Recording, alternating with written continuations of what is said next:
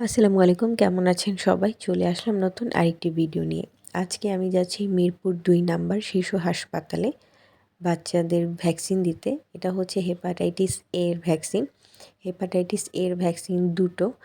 আজকে যেই ডেটে দিবেন তার ঠিক ৬ মাস পরে আর ডাক্তাররা যেই ডেটটা দিবে সেই ডেট অনুযায়ী দিবেন।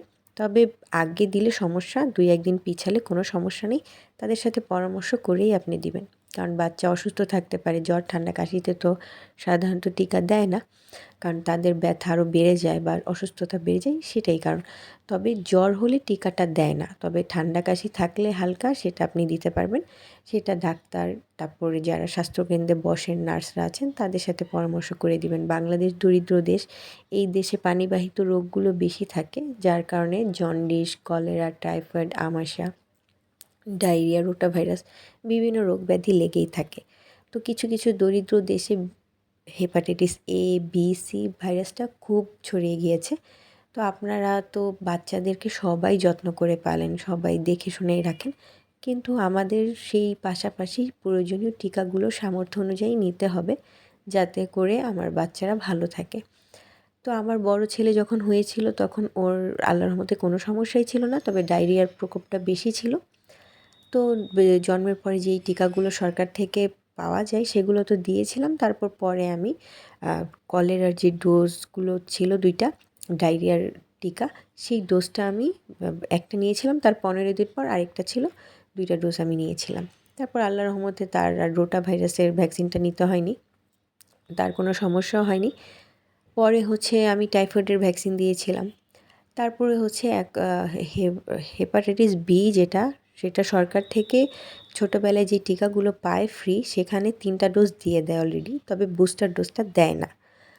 তার সময় নির্ভর করে আপনি বাচ্চাকে রক্ত পরীক্ষা করিয়ে স্বাস্থ্যকেন্দ্রে গিয়ে তাদের পরামর্শ নিয়ে আপনি বুস্টার ডোজটা, হেপাটাইটিস বি এর বুস্টার ডোজটা রক্ত পরীক্ষা করে টাকা দিয়ে কিনে দিয়ে দিবেন। কারণ হচ্ছে বুস্টার ডোজটা এই জন্যই যে আপনার মানে টিকার যে কার্যকারিতাটা ফিল আপ হয়ে গেল। আপনি যখন একটা বাদ দিয়ে দিবেন বা আপনি, অনেকে জানে না, অনেকে জেনে দেয় না, অনেকে মনে করে না আর কিছু হবে না।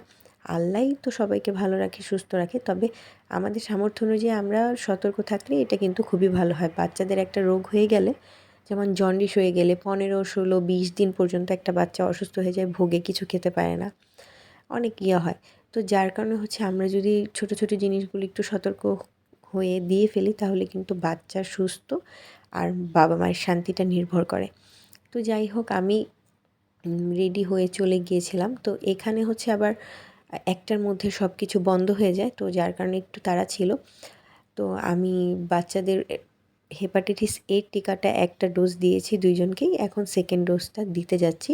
হেপাটাইটিস এর হচ্ছে ২ টা ডোজ। আপনি এটাও আপনাকে রক্ত পরীক্ষা করার প্রয়োজন নেই। তাও অনেক ক্ষেত্রে আপনি যদি মনে করেন বা ডাক্তার আগে দেখিয়ে তারপরেও দিতে পারেন। কারণ হচ্ছে অনেক সময় বাচ্চাদের জন্ডিস কিন্তু আমরা বুঝি না যে বাচ্চার জন্ডিস হয়েছে কিনা। ডাক্তাররা কিন্তু চেহারা দেখলেই রোগ ধরে ফেলতে পারে।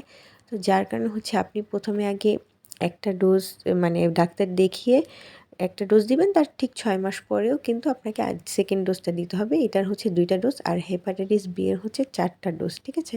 সরকার থেকে ৩ টা দেয় আর একটা আপনাকে রক্ত পরীক্ষা করে তারপর কিনে দিতে হবে, এই। তো বাচ্চাদেরকে টিকা দিয়ে আমি বাসার দিকে চলে আসছিলাম, কারণ হচ্ছে হসপিটালে অনেক ভিড় ছিল আর বাচ্চারা টিকা দিতে চাচ্ছিল না। আমার ছোট বাচ্চা আবার আমার কাছে চুল কাটতে চায় না, টিকা দিতে চায় না, মানে কেমন করে। ওর বাবা থাকলে চুপচাপ বসে থাকে, সব কিছু করে। তো আমার আজকে অনেক হয়ে, মানে আগে না গেলে আবার ওটা বন্ধ হয়ে যাবে, যেহেতু অনেক দূর। আমার বাসা থেকে রিক্সা ভাড়াই লাগে হচ্ছে ১০০ টাকা। আমাকে একদম স্বাস্থ্যকেন্দ্র পর্যন্ত নিয়ে যায়।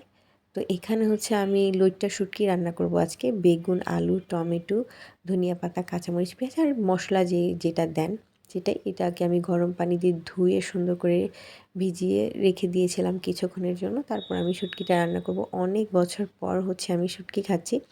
আর এগুলো আমি করে গিয়েছিলাম কারণ আমি জানি যে এসে রান্না করতে অনেক দেরি হয়ে যাবে, তারপর খাবার খেতে। আর আমার বাচ্চা তো শুটকি খায় না, তো ওকে আমি একটা ডিম পোস্ট করে ভাত দিয়ে দিব রাতের জন্য। আমি পরে কিছু একটা করব, আর আমার হাজব্যান্ড আর আমি শুটকিটা দিয়েই খাবো।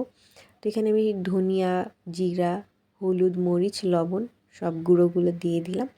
আর শুটকিটাকে গরম পানি দিয়ে ভালো করে ধুয়ে আবার একটু যদি তেলে ভাজা যায় তাহলে কিন্তু স্মেলটা চলে যায়। অনেকে শুটকি দেখে খেতে চায় না স্মেলের কারণে। তো যাই হোক, যদি ভেজে নেন পেঁয়াজের সাথে তাহলে কিন্তু গন্ধ থাকবে না, খেতে খুবই মজা লাগবে। আর আমি একটু বেগুন আলু দিয়ে কষিয়েছি টমেটো দিয়ে। সবাই ভালো থাকবেন, আল্লাহ হাফেজ, আমাদের জন্য দোয়া করবেন।